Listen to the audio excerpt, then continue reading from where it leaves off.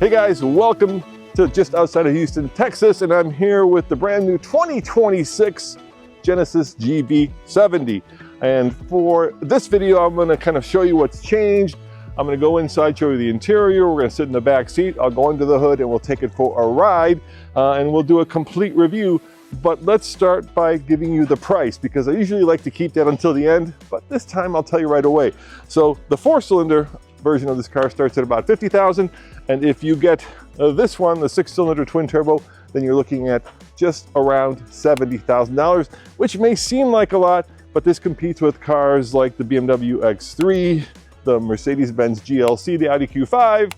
Maybe it's a little bit smaller than the Lexus RX, but a little bit bigger than the NX. But overall, that price is in line with the competition, if not just a little bit less, and you get a ton of stuff with this car. But let's start with the new design. There is a new grille, which Genesis says is more Genesis-like. I guess they can say that. I'm not sure what that means, but it is very prominent. And you do have this, well, once upon a time, I would have said Bentley-like logo right there. And of course, you've got this kind of two slashes, dare I say, lines for the headlight. It is certainly a unique and interesting design. And I have to say that Genesis, being part of the Hyundai Kia Genesis group, so Genesis is to Hyundai what Lexus is to Toyota, is smashing it out of the ballpark with their design, with their quality, and just with all the features they give you. And you'll see that in this review. Now, I gotta say, I am a sucker for this candy apple red. It is just a gorgeous color. They also do kind of this funky blue, which is over there. Jim, if my videographer, if you want to focus on that, that's a new color for this year. But if it were me, it would be this red all along. I'm going to pop the hood, and I'm going to show you something interesting on the wheels. So Genesis does these kinds of two lines across the wheel, giving it a more textured feeling. I kind of like it. It's very sporty and it's kind of very fun. Now, dare I say playful. Now under the hood, this is the bigger of the two power plants. There is an electric version of this, but we're talking about the ICE versions. So the 4-cylinder puts out 300 horsepower. This twin turbo V6, 375 with 391 pound-foot of torque, feeding power to all four wheels. And at the end of this video, we'll take it for a ride and we'll see what that means. But figure 0 to 60 in like the 4.5 second range, which for a non-electric car is very respectable. And of course, both the 4-cylinder and the 6-cylinder are paired to an 8-speed automatic, which is a good thing. All right, let's jump inside and let's check out this interior, which is spectacular. I mean, Genesis has done an incredible job of making this interior look modern, luxurious, and stylish. So we've got this kind of blood red interior with these really beautifully stitched seats. And once I get behind the wheel here and start it up, you will see the size of this ginormous front screen. I mean, when I first got into this car, I thought to myself, it just kind of looked tacked on. But now that I've kind of driven it and spent some time with it, I kind of like it. I mean, it's very BMW-esque because BMW kind of does the same thing. Let me turn down the fan just a little bit so it's not too loud.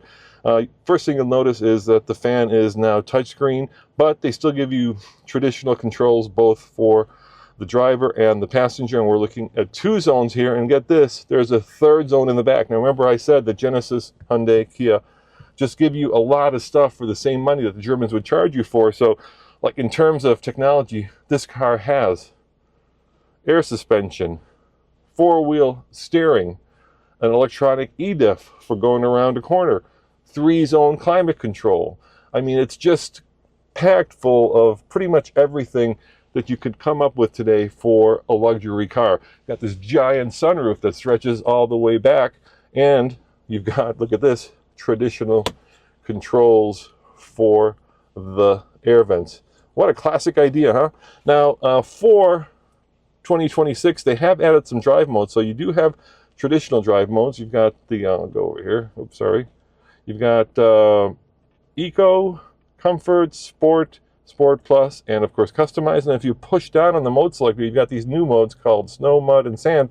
So you could take this car potentially down a dirt road. I mean, I don't think you'd want to take it off-road, but you do have different off-road modes now that you could take advantage of. They also have moved the phone charger right there. I think it's better. It's still not great because the phone is blocked. I kind of would like it here so I could see it.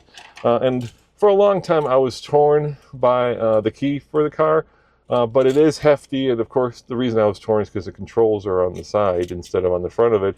But because of the weight of it, because of the design that kind of mirrors the stitching on the side of the seat, and of course the logo for Genesis, it does feel expensive. There is a new app that lets you control things in the car, like you can start the car up with your phone. You can see where the car is. The stuff that Tesla has been doing for the last 15 years now. Everybody else is catching up, so I'm not that impressed by that.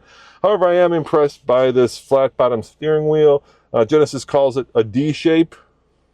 I think the Germans would just call it flat bottom, but it's good.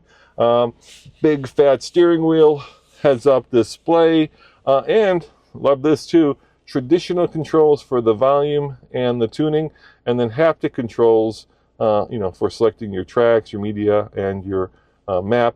For 2026, they have gone with wireless Android Auto and Apple CarPlay, which is always very nice.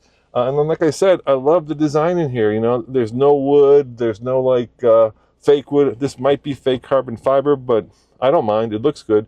All in all, it's just a very modern and sleek design, which fits my body style, which, because it's got the bolsters that move in and out, let's call it tall, right, Jim? We'll call it tall. We won't call it wide, we'll call it tall. But plenty of room for a tall driver. And if you want luxury, oh yeah, putting your head into a soft pillow, dare I say pillow-like headrest, yeah, that is really nice, especially with your hands on the steering wheel. Now, you do have something new for 2026, which I love, and that is when you're using the full driver's aid, the ADAS driver's aids. Most cars have these torque sensors, so when you're using it and your hands are on the wheel, if you're not moving the wheel a little bit, it'll tell you, put your hands on the wheel, and it nags at you. My friend James would say it fusses at you.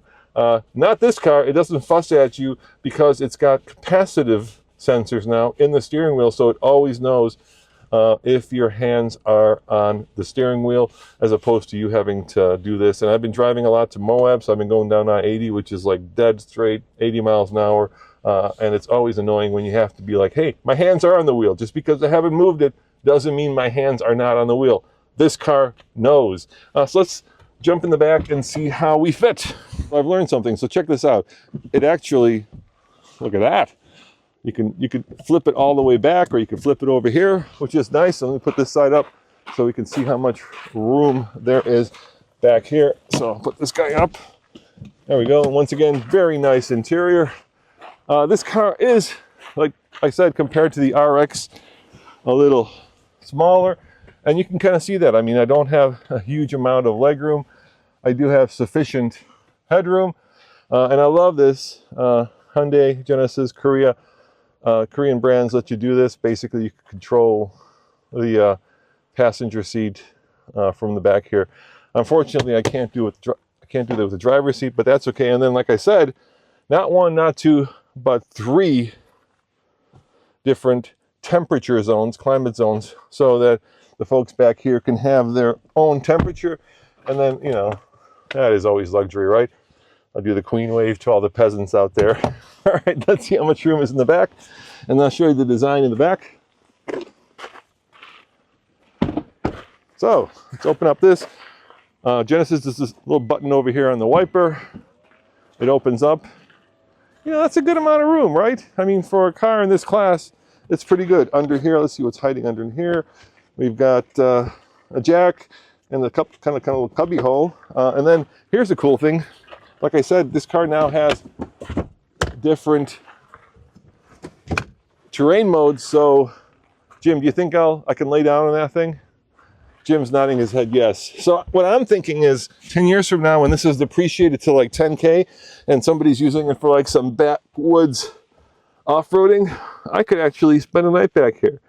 If you don't want to necessarily get the rooftop tent, if I go like this, I'm 6'2", I'd have to keep my legs, I'd probably have to lie on my side, but you know what? It's not bad, and it is completely flat, so kudos to Genesis for making it completely flat. Let me close this, and we'll take a look at the exterior design of the car. Like I said, you've got these two almost like tiger-like slashes that are the taillights with the big Genesis GV70 four-wheel drive 3.5T in the back, so people always know what you're driving. And then they have changed the shape of the exhaust. It's now kind of more fitting with the car, but there are still two traditional tailpipes hiding in the back. So all in all, like I said at the beginning of this, for between $50,000 and $70,000, that's not bad. Now, a couple things we need to discuss, guys. First, of course, the tariffs are constantly changing. So you may be wondering, this is a Korean car, is it hit by the tariffs? Well, I've got some good news because 70% of GV70s are actually built in Alabama. Go figure. This is a Genesis best-selling car. It's their most popular car. And in fact, they ran out of production capacity, so 30% are built in Korea. And until June, Genesis has said that they won't raise the price because, well, most of the car industry doesn't know what's really happening with the tariffs. But like I said, most of these are built in Alabama, which means they should not be subject to the tariffs. But I think the most American car right now in terms of parts is the Tesla, followed by the Honda Accord or Camry, and they're only like in the 65% American content range. So even if it is built mainly in Alabama, a lot of the parts might still come from abroad. So there may be a chance we're looking at higher prices, but right now we don't know. So I love this stationary car, but there is a little bit of a catch, unfortunately, and I will show you that when we take it for a ride. So let's do that now.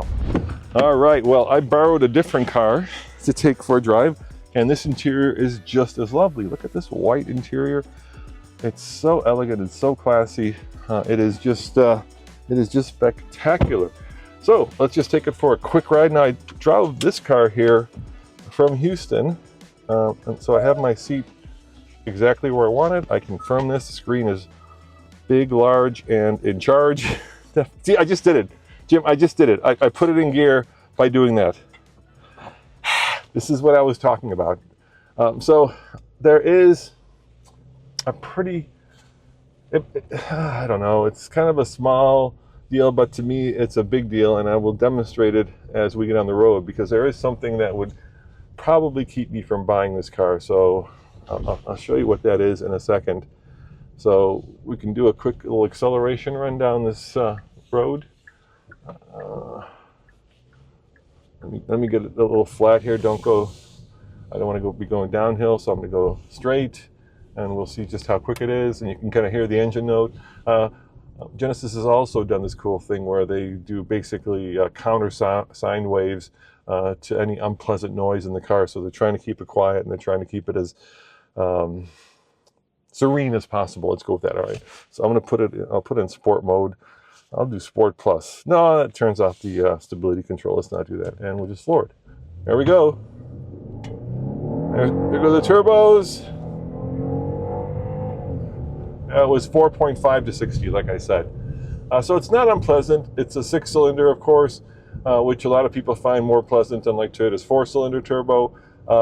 But the car does scoot. And in terms of interior quietness, ride, vibration, and harshness, I would put this about halfway to an electric car. So the electric version of this is still going to be more quiet. You won't get that kind of V6 drone, but you also, will get limited range. Now, I said there was one thing that would keep me from buying this, and that is the steering. The steering on this car, I hate saying this, but this is my opinion, so I'm going to say it. It's numb, it's heavy, and it's uncommunicative. Like, I have very little idea as to what those front wheels are doing. It just wants to go in a straight line, and for what is ultimately supposed to be somewhat of a sporty car, the steering is just not up to the task, I fear. So that is, a pretty big bugaboo in my book. I would say that, if you put, like, say, the Porsche Macan, however you pronounce it, over here in terms of sportiness, so that's to the left, and you put the Lexus RX over here in terms of luxury and comfort. This is to the right of the Lexus when it comes to the driving dynamics.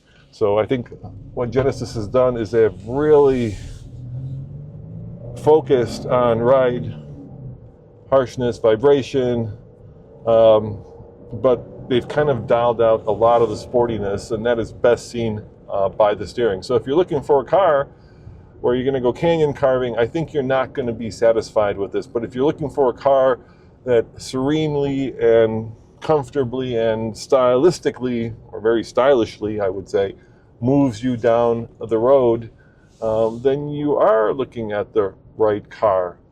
But in general, that would be the one kind of fly in the ointment where I think that the Germans have still a step up on what Genesis is doing.